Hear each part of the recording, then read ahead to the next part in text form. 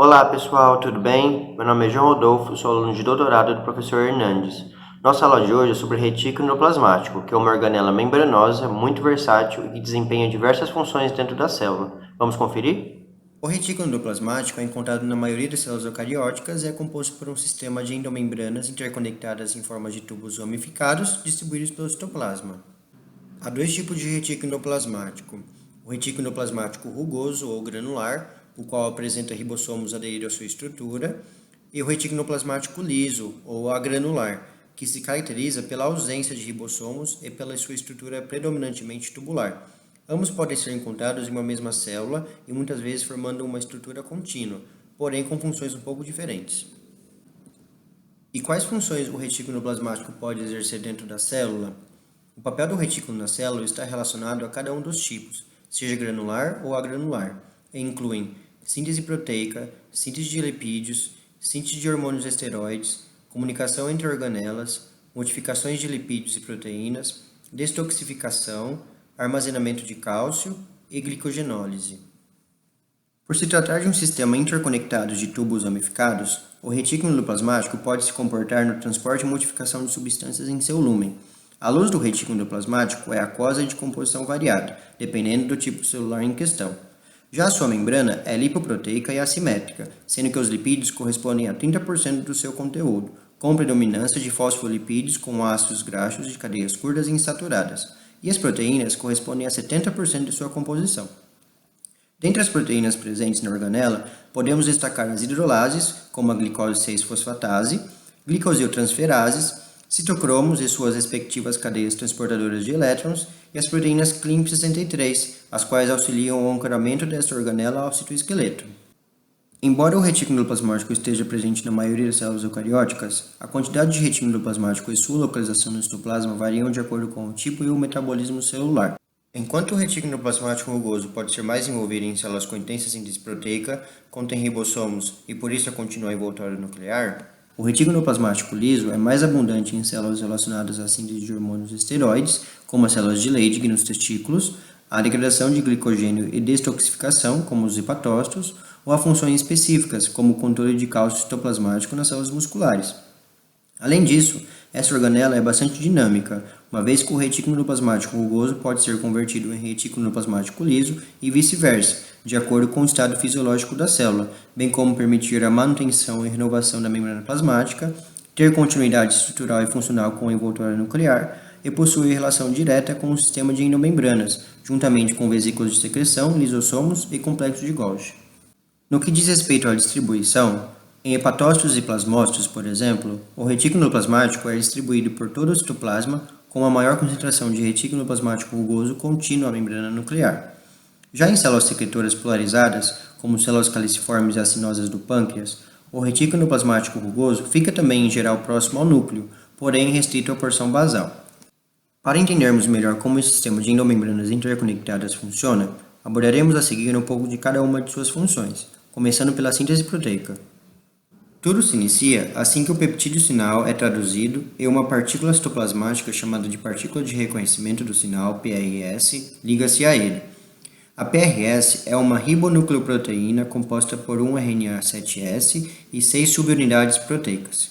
Com isso, ocorre o direcionamento do complexo peptídeo nascente ribossomo para o retículo endoplasmático rugoso, onde existe um receptor para a PRS. Essa ligação garante o acoplamento do complexo à membrana do retículo e, por isso, há o desligamento da PRS pela hidrólise de GTP, pois já cumpriu seu papel e pode ser utilizada em uma nova síntese. Assim que ocorre a liberação da PRS, a síntese proteica é reiniciada. O peptídeo nascente se associa a um poro que só se forma na presença do complexo, porém esta associação pode ocorrer de duas formas. De forma perpendicular, para a passagem de porções hidrofílicas para a luz do retículo endoplasmático com a liberação do peptídeo sinal, ou ainda de forma lateral no plano da membrana do retículo, de modo que sequências hidrofóbicas da proteína são inseridas na membrana dessa organela, sob conformação de alfa-hélice, podendo ou não haver a liberação do peptídeo sinal. A inserção da proteína no poro permite o seu direcionamento para o lúmen. A partir daí, não há mais necessidade do peptídeo sinal manter-se parte da proteína. Logo, a enzima peptidase do sinal reconhece a sequência que se segue ao peptídeo sinal, chamada de sequência de clivagem, e cliva a proteína neste ponto. O peptídeo sinal permanece na membrana do retículo endoplasmático temporariamente, até ser degradado e reaproveitado.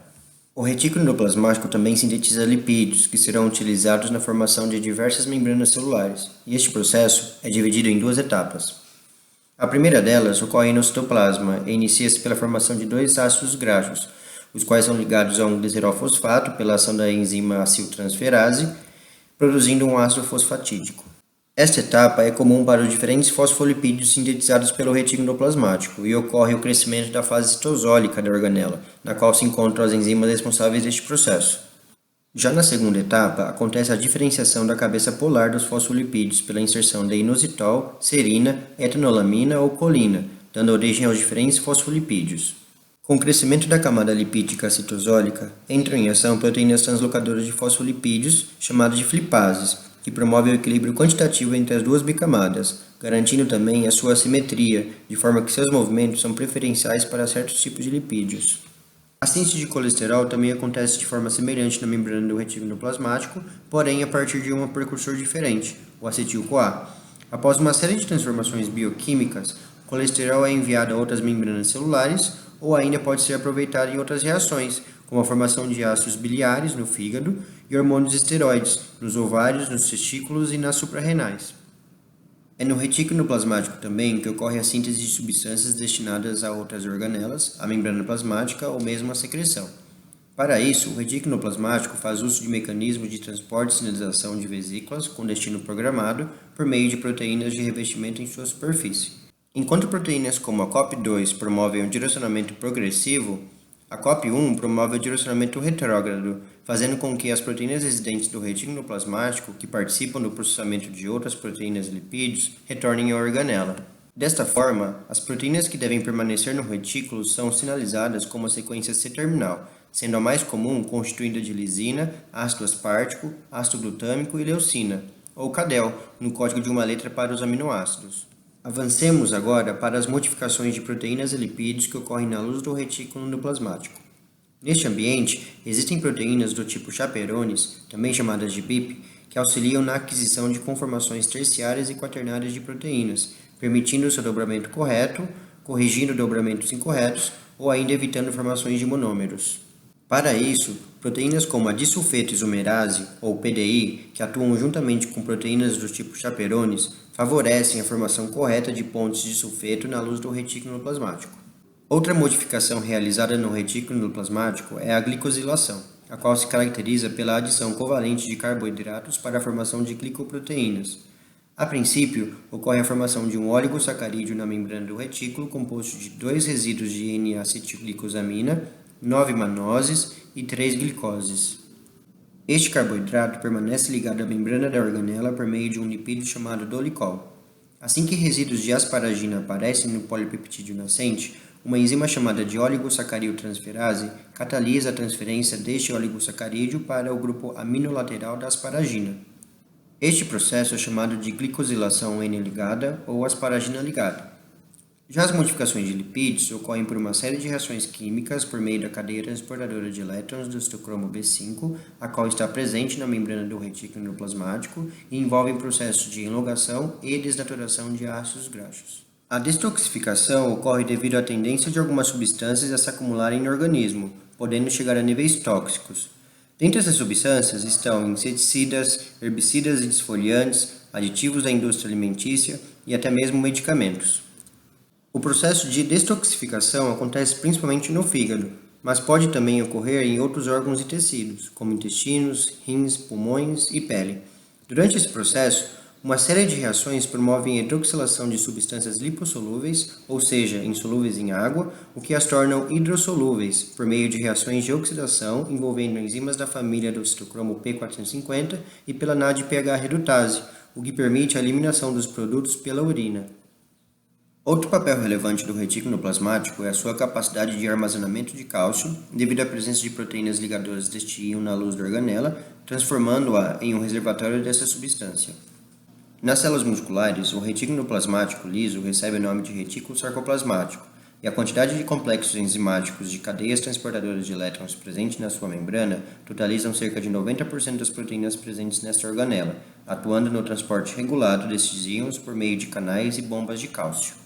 No músculo, estas células são estimuladas pela liberação de neurotransmissores nas placas motoras, os quais agem sobre receptores, geralmente canais de sódio, que despolarizam a membrana do retículo sarcoplasmático e ativam canais de cálcio, permitindo seu extravasamento para o citosol.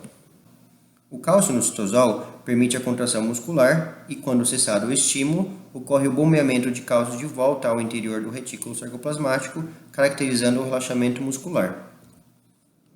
Por fim, principalmente nos hepatócitos, o retículo endoplasmático liso contribui na degradação de glicogênio acumulado em grânulos no citoplasma por meio da ação da enzima glicose 6-fosfatase. No interior da organela, esta enzima atua na desfosforilação da glicose 6-fosfato, a qual é obtida do glicogênio pela ação de enzimas citosólicas, liberando glicose e fosfato inorgânico. Estes produtos podem, então, ser transportados ao citosol novamente, podendo ser usados pela própria célula ou ainda serem liberados para a corrente sanguínea.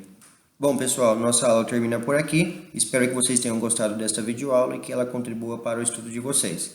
Qualquer dúvida, estamos à disposição. Até a próxima!